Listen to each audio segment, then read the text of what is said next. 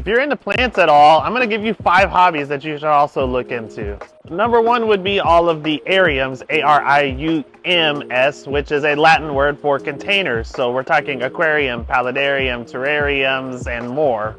There is a ton of overlap between plants in the ariums because you can put plants in all of them in different ways, and it's a really fun hobby.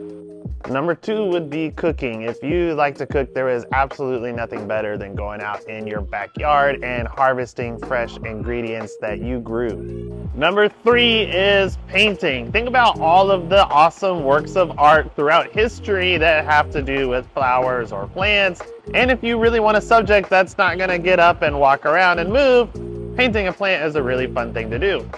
Number 4 is hiking. Hiking doesn't have to be super intense climbing of mountains. It's getting out in nature, and in nature there are lots of plants and they look different every time you go each season. Number 5 is disc golf. Disc golf has all the benefits of hiking, except you also get to throw stuff. And if you don't think people like to throw stuff, just hand literally anything to my toddler and he will throw it.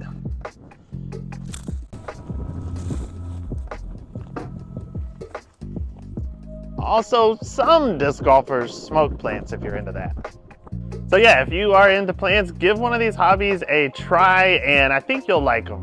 And like and follow for more content like this.